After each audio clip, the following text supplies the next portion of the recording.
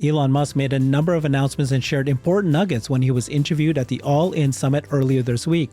Today, we'll review the key points he made about how he thinks AI and robots might solve the national debt, his comments about full self-driving and Optimus, AI in general, and SpaceX.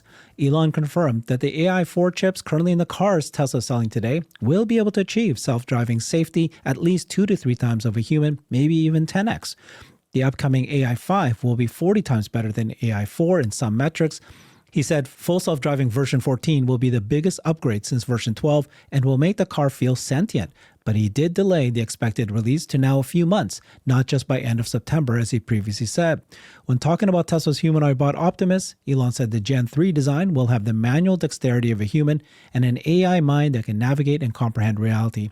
Once they produce 1 million units per year, then the cost could be around $20,000 range. And if Optimus is successful, he said it will be the biggest product ever. To help us walk through all the things he said today, we've got Larry Goldberg. Thank you, Larry. Great to be here, Herbert. Let's dive in. We've got lots to cover. We're going to listen to what Elon said in the last few days. There was a lot of nuggets that he shared.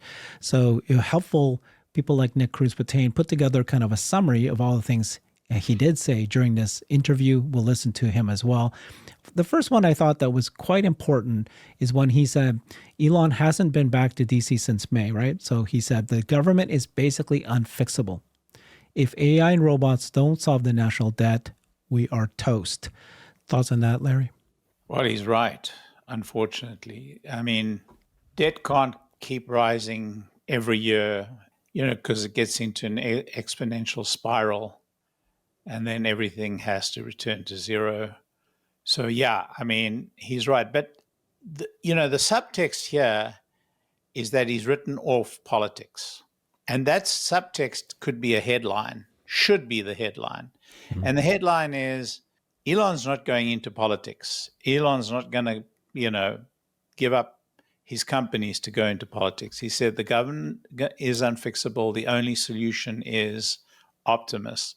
So he's going hell for leather for Optimus. And I think this is the right approach for him, clearly. I mean, he's a gifted politician, as the last election showed. But that's not the gift he was given to work on this earth. Yeah, but it's great, right? Because if he's focused, a lot more back to it's got to be Optimus and AI, that's what's going to solve the problem. Yeah, that's what we want as Tesla investors. So hopefully that's the case. Let's go through all the things he said. I just want one thing. Mm-hmm. Yes, we want it as investors, but really we want it as Americans and human beings. Yeah, no, good point. Absolutely. This is humanity is what the ultimate goal is, and it's going to be incredibly valuable to us.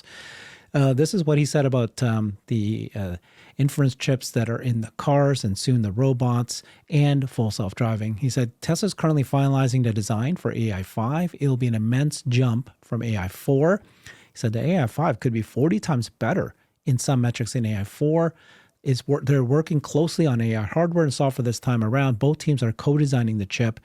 AI5 has 8 times more compute than AI4, 10 times more memory, 5 times more memory bandwidth. So AI5 looks like it's going to be incredibly better. But he then said he's confident AI4 chips will be able to achieve self-driving safety that is 2 to 3 times safety of a human, maybe even 10x. But he then also kind of said that FSC 14 will be released in a few months. Last month, a week or two, he said that it's going to be released by the end of September. Now he kind of said in a few months. Version 14 will be the biggest upgrade to Tesla software since 12. It will make the car feel sentient by the end of the year. Thoughts on any of these comments he made? I sometimes feel the damn car is sentient right now. Yeah, this is very exciting stuff. The fact that he's integrated his software and hardware teams is very interesting. I know we had the departure of the head of hardware development. So this is kind of a rejiggering of the teams, which he does from time to time. Look, this is all very exciting news. I love it. I love it. By the way, I've got a fleet now of AI4 cars. Yeah. But I'm looking forward to AI5. This is like the realization of a lifelong dream. So for me, it's very exciting times. And to hear him spell it out like this, and look, it's always going to take longer. That's the law, the iron law. Yeah. is it always takes longer. I mean, you've been in this business, in the software business, in the hardware business. I mean, the iron law is it always takes longer. Just be prepared, but it's very exciting. Yeah, he said September, but now maybe months. End of the year. But it's, if he's even half right of what he's predicting what 14 is going to be compared to 12, regardless, we should be happy. And then the more important thing, right, is that at this point, Ashoka Swami, Elon, the AI team believes that, I mean, the robotaxi software that they're using, robotaxi, is 6 months ahead of what we are using. And that is already in production. It's being used live. If 14 truly is that much better, then that's even better. The science of AI has progressed quite dramatically in the last 3 years or two since AI4 was designed. We've learned a lot about what works, what doesn't work, what is important in the hardware, what is not important in the hardware. And what we heard being discussed were the very techniques that we've learned about to be able to multiply the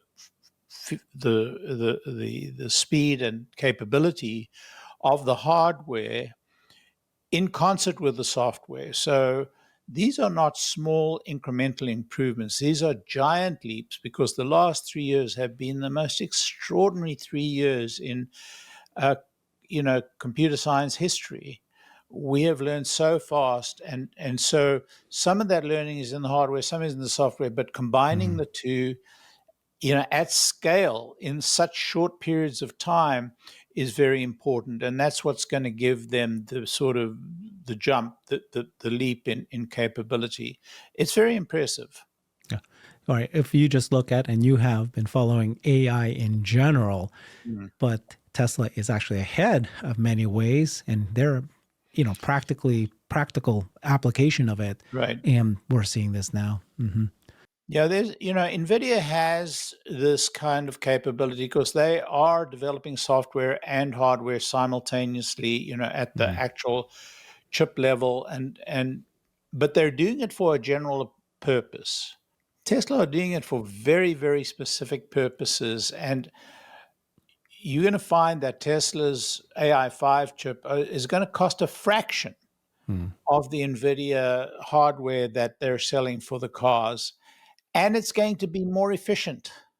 So, I mean, it's going to be very tough for the competitors to compete. Maybe a Chinese firm will try and do the same thing, but I mean, it's going to take a lot to achieve that level of scale and capability.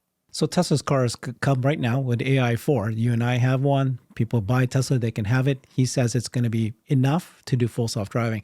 And then he's like saying, hey, AI5 is going to be incredible.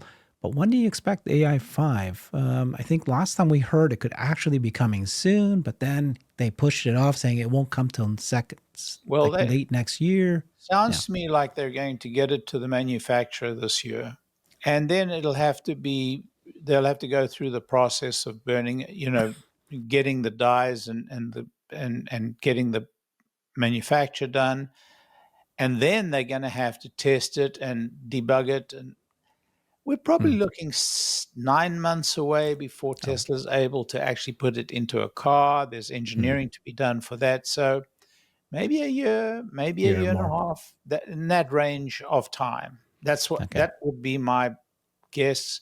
And it's just, just out of the thin air that I'm guessing. But a year and a half, I think, would be reasonable. I think that is very reasonable.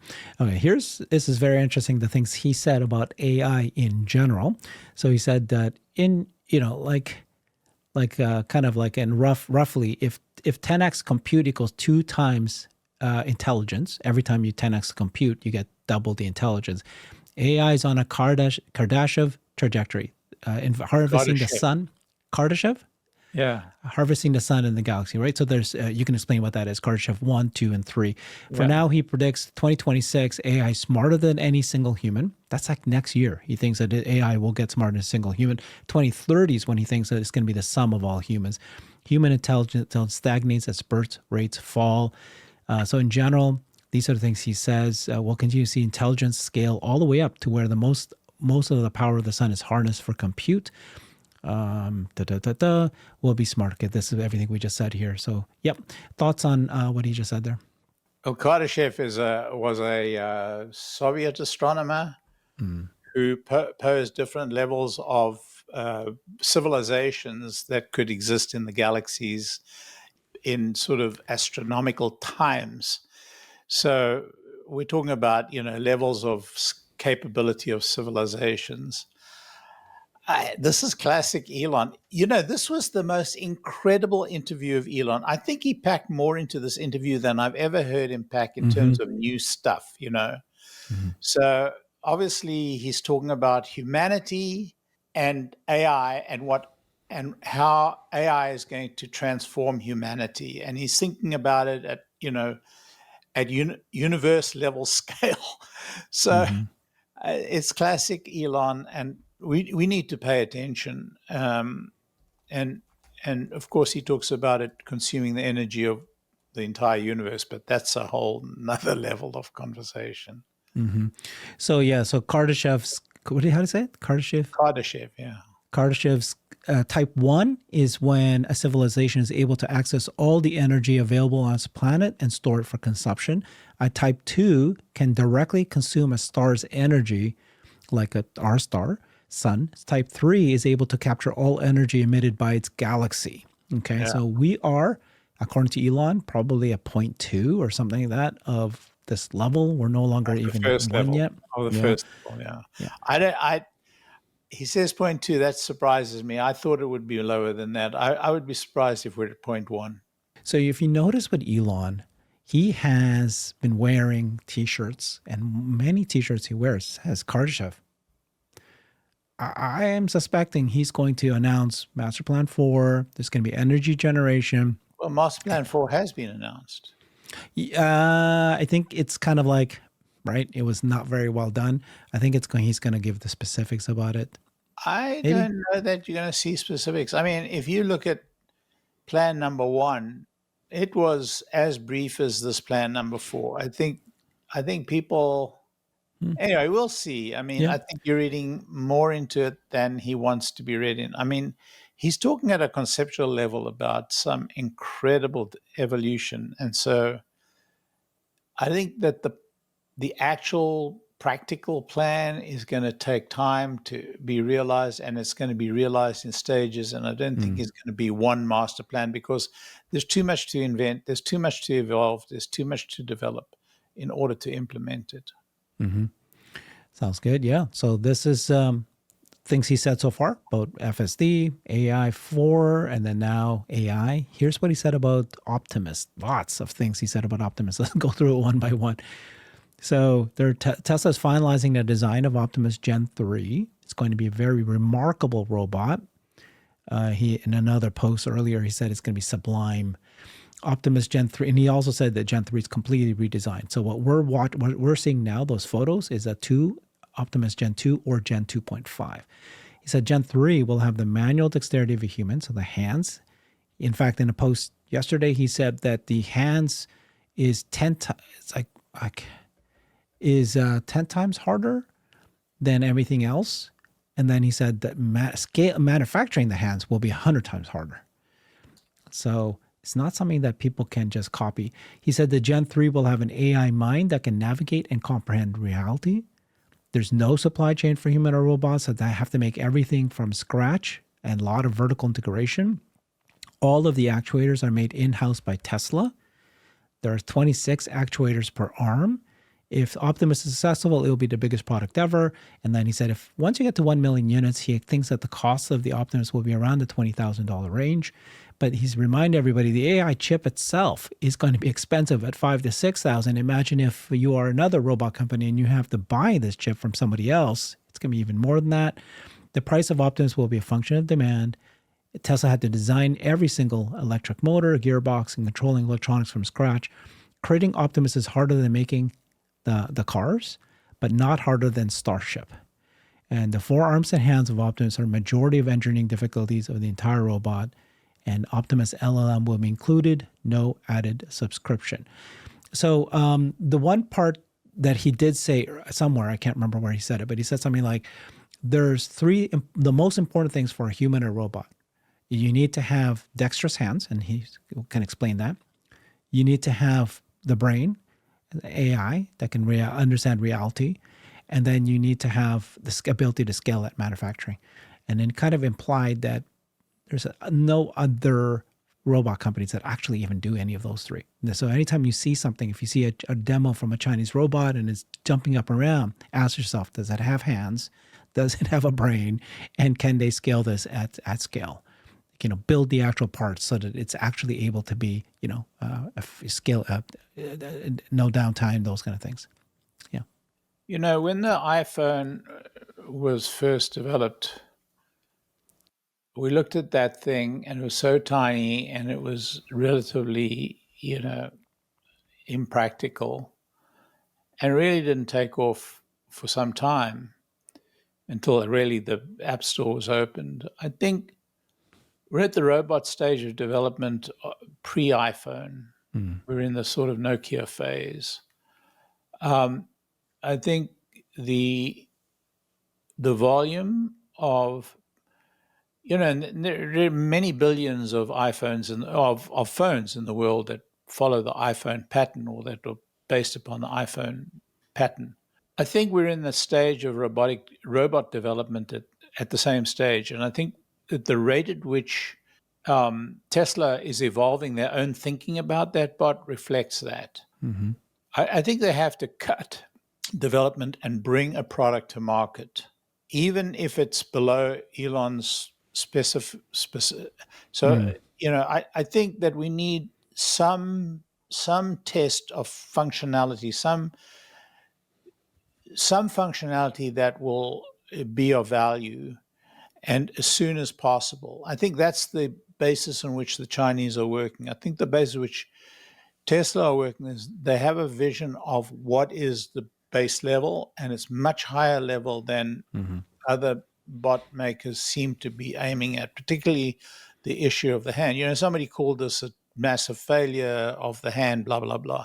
I mean, what nonsense. I mean, it's very clear that Elon has a very specific target in mind, and he's driving for that in the marketplace. Now, in the meantime, quite a few other bot companies are going to reach the market with a lesser bot, which will be very interesting to see the take-up, the level of response in the market, and then the point at entry of Optimus, of the minimum viable product that they feel can go to volume production.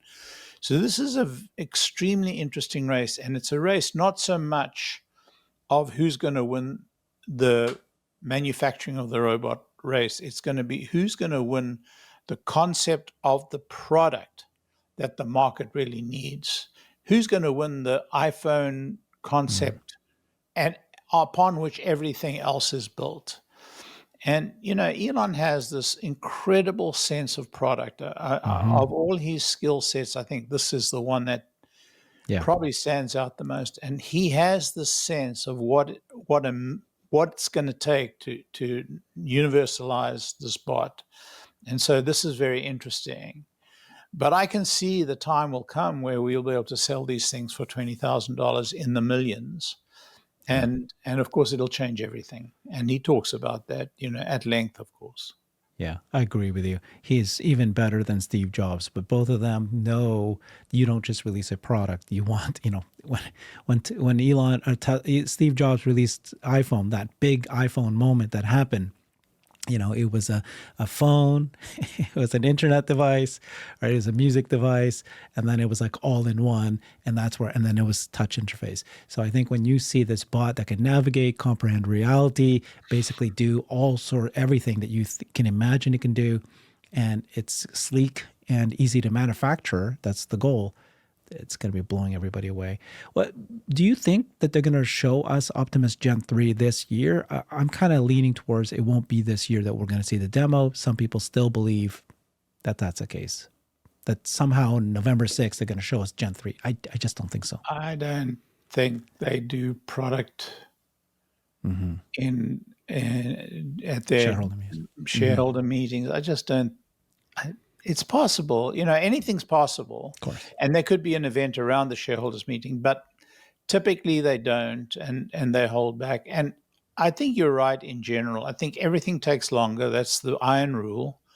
Everything takes longer. It's how I've learned that rule throughout life. And I think it's particularly true of Tesla because we tend to become too focused on the on the near and the now, and we believe in Elon's timescales, which he himself tells us he never gets right. So Yeah. start believing the reality of what he tells you, and that is he never gets time right. Yeah.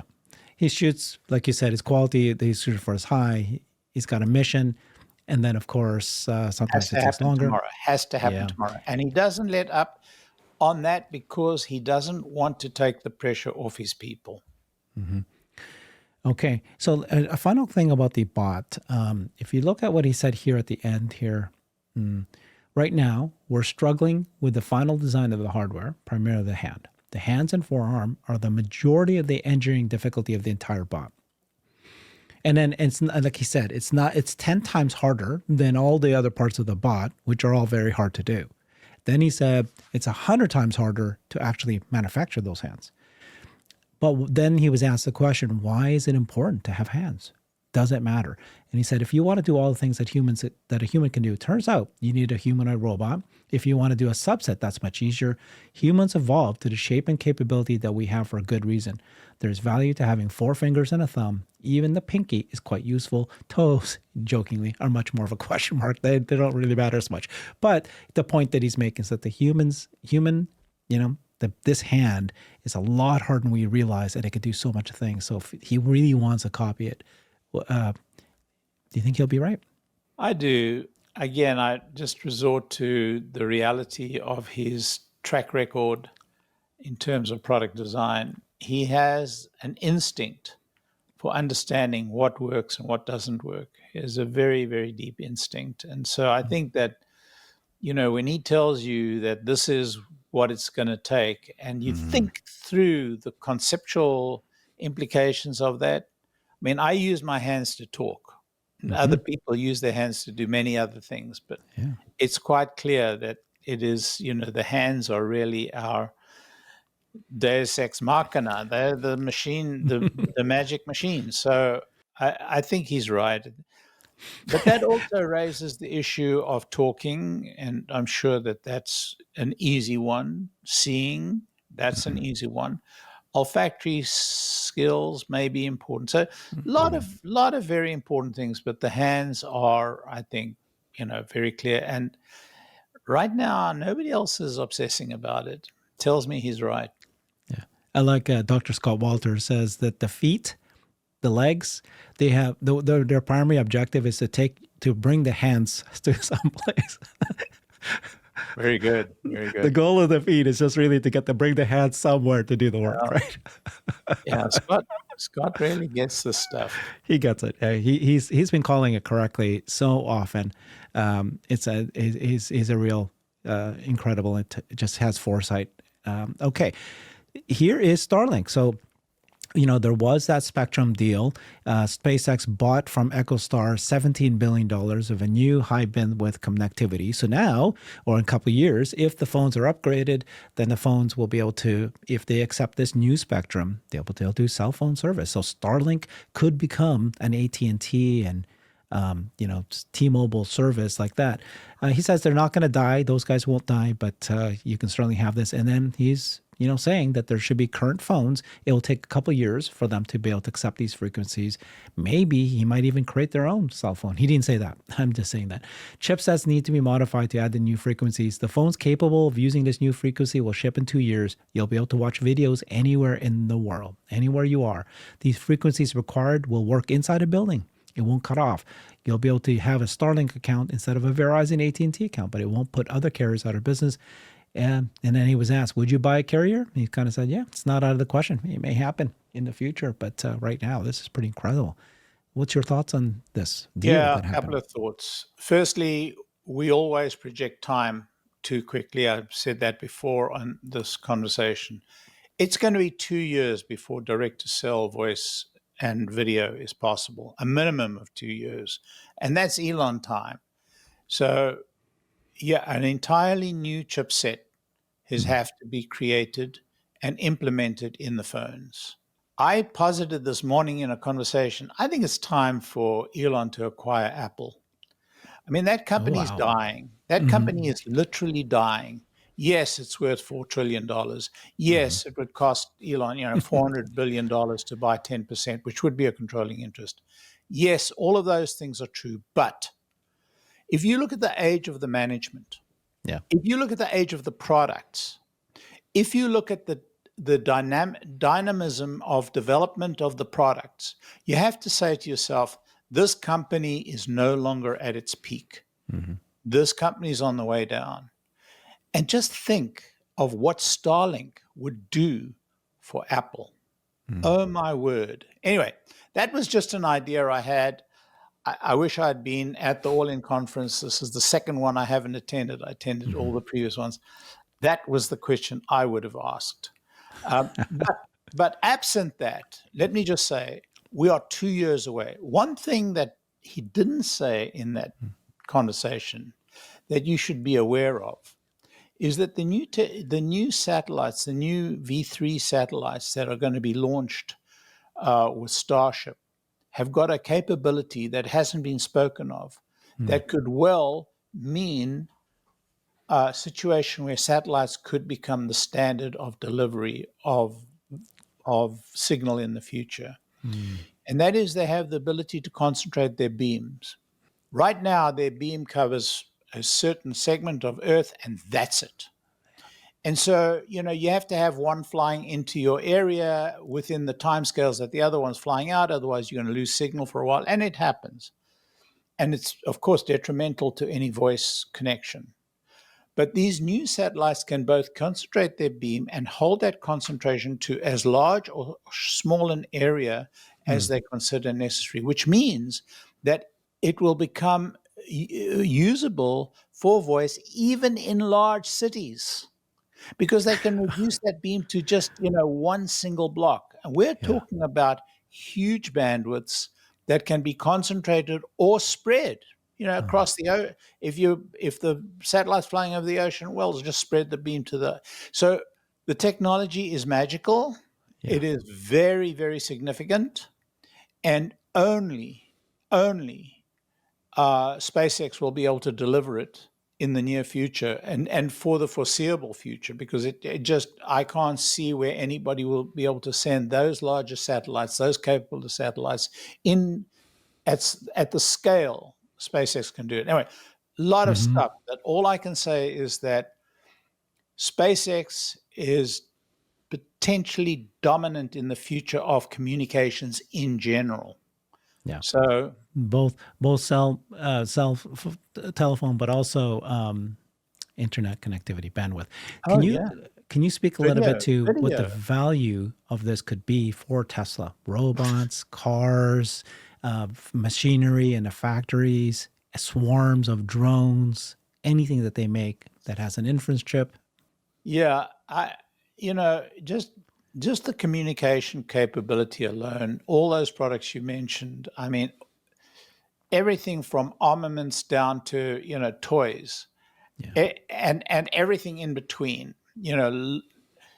transportation from the largest to the, local delivery, whether it's drone or I mean, everything needs communication. That's the basis of, all smart capabilities. And so if you project 5 years hence, it is hard to consider that anything other than the Starlink, capability is going to succeed. That's why I think they should buy Apple. Yeah. Okay, I'm not ready to agree with you there, but I didn't think you would be. $4 trillion, and they're, it's just money. Look, 10% of Apple will acquire control for the controls what you're asking for. So $400 billion, it's pocket change. True. Okay, and then you've got the iPhone. I just think, how Elon is. He always builds things from first principles. The iPhone is old tech. You just need a slab. Everything else is AI. Okay. You may be right. Have that we can have that conversation elsewhere. But thank you very much. The rest was fantastic. We love All In podcasts, of course. And like you said, this particular interview was full of nuggets, more so than we normally get. And Elon looked like he was in good spirits, and he was very positive. So thank you. Thank you, Larry. Follow Larry on his X account, Tesla Larry. Subscribe to him. He has quite good analysis himself. Thanks. I've created a website that is the most comprehensive resource for the Tesla investor. Please check it out. Simply go to my website at herbertong.com.